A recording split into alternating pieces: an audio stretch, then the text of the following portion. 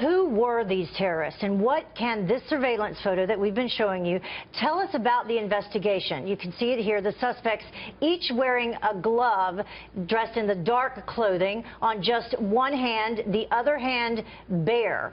The person that you see there in the light color clothing, they are still looking for. Terry Turchie is here to analyze. He's the former Deputy Assistant Director of the Counterterrorism Division of the FBI. He led the task force that caught the Unabomber. Thank you so much for being with us and waking up so early. We appreciate it. Good morning. You're welcome. So let's show that photo one more time that Heather was just talking about. And you look at the two dressed in black on the left here.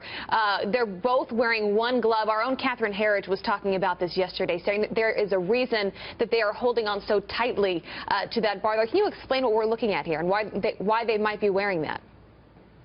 Sure. Catherine Herridge did a great job most of the day talking about the glove, and I think it was a great point. And we're not going to know for sure what the gloves were concealing until the crime scene investigation's done and they get these bombs essentially put back together and have some mock-ups of what actually exploded.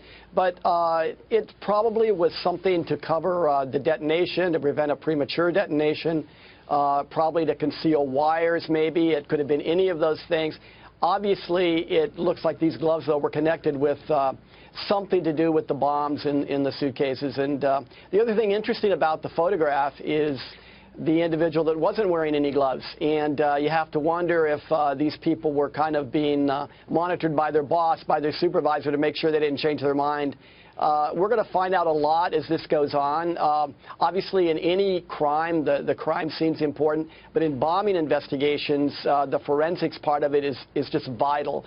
And over the next few days and into the next few weeks, hopefully by the end of all of the crime scene investigation and the recovery of every little small fragment that they can find there, they might even know who built these bombs because, as we've talked about before, every bomber has a different signature in the way they make their bombs and put all the components together.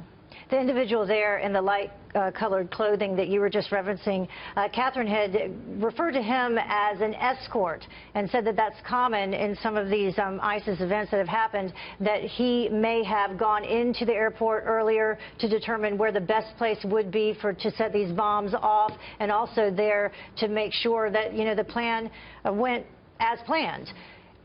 The forensic evidence that you were talking about, they discovered a bomb that had not been detonated at an apartment after all of this happened. How important will that piece of evidence be? It'll be very important. First of all, to discover a bomb intact tells you so much about the person who built the bomb, about the components. You're going to be able to compare it a lot better with other events that have already happened, or maybe events that will happen later on. And we were, for example, very excited, actually, when we went into the Unabomber's